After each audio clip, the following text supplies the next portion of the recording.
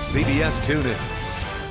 Isaac arrives, the hurricane threatening lives across the Gulf Coast.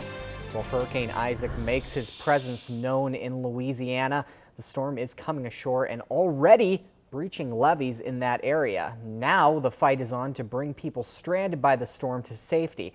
We actually have a live look here at New Orleans from our affiliate WDSU out there, where you can see definitely how things are going. Karen Brown has more on the story.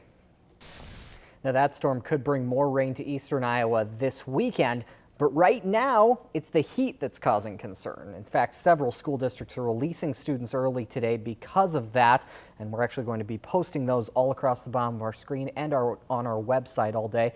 But for now, Justin Roberts has more in our first morning forecast. Justin. Well, all right, thanks, Justin. Well, the spotlight turns to the vice presidential candidate, Paul Ryan, today as the Republican National Convention continues in Tampa.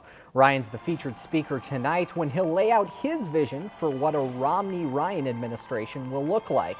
The Wisconsin representative arrived in Tampa on Tuesday with his wife and 3 kids, but it was a family member of presidential candidate Mitt Romney who actually stole the show yesterday. A storybook marriage? Nope, not at all. What Mitt Romney and I have is a real marriage. No one will move heaven and earth like Mitt Romney to make this country a better place to live. Romney's wife, Ann, promised her husband will not fail the country if he's elected president. Tonight, former Secretary of State Condoleezza Rice, as well as the New Mexico Governor Suzanne Martinez, are among those scheduled to speak. Well, as Republicans gather in Tampa, President Obama spent part of his day in Iowa. A sea of red and gold showed up to hear the president speak at Iowa State yesterday. ISU has an intensive engineering program in wind energy, and yesterday the president reinforced his commitment to alternative energy sources. Nearly 7,000 good Iowa jobs depend on the wind industry. It's time to stop giving $4 billion of taxpayer subsidies to oil companies that are making a profit every time you pump gas. The president will be back in Iowa on Saturday. He has events planned in both Des Moines and Sioux City. And a wind energy first will take place today right here in eastern Iowa. Akonia Wind Power will celebrate the assembly of the first AW3000 wind turbine generator in the United States. The company showed off the equipment during an open house this weekend.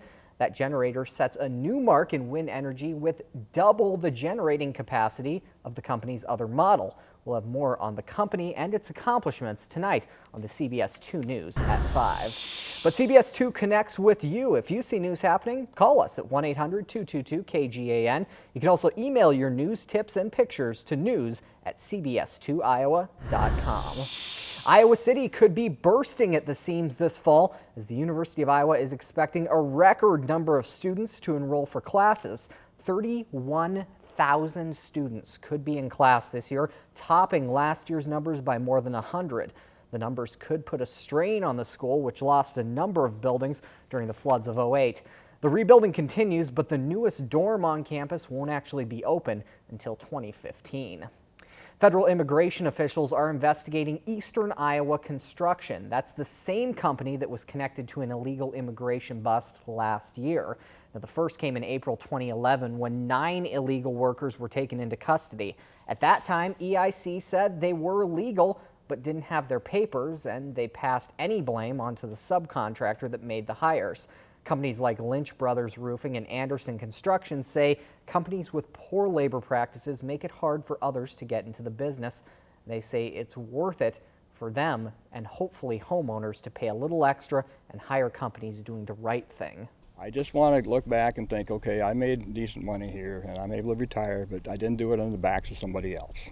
you know, it's whatever your peace of mind is worth, and to me it's worth a lot. We put in multiple calls to Eastern Iowa Construction for their comment, but they didn't answer and their voicemail box was full.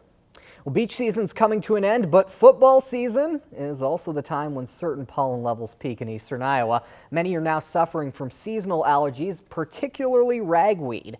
Allergists are in popular demand, but as CBS 2's Kelsey Miner found out, there aren't that many around, and more importantly, getting to see the few that exist in the corridor may take you a while. To not having allergy flare-ups.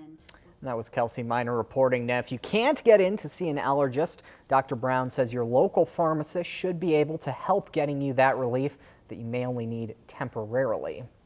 Well, after weeks of practicing, the wait is just about over. The Iowa Hawkeyes kick off football season this weekend. The team takes on Northern Illinois Saturday at Chicago's Soldier Field. They officially started game planning for Northern Illinois yesterday, and for most of the guys, the game can't come soon enough. As for the head Hawk, the coach says the start of the season has him both eager and uncertain. It's like that every season. You know, you're always a little anxious and excited but anxious, and I think that's probably where we're at right now. I think when you get to play a good opponent like this right off the gate, it makes it that much more important with how you prepare and how camp went. And I think we had a good camp. We still are going to keep improving as a team as we go more and more into September and October, but I think we're all ready to get our feet wet, and we're lucky we had to start with a good opponent. And I think we can all say, go Hawks. We're all looking forward to that. But now it's time to choose your news. We want to know which news day. And as we mentioned, with the heat on today, there are a couple of school closings in the area to be aware of. Back when I was a kid, we could handle the heat. Yeah, you know, growing up where I grew up, they didn't really have we didn't have heat air closings either. But yeah, around here it apparently is a problem, and we are going to keep those listed right down at the bottom of your screen as well as on our website. So definitely keep tuned for those. Well, thank you, Justin. You bet. Well, coming up on CBS 2 News, dangerous discoveries, the World War II relics that are forcing evacuations in Europe this week.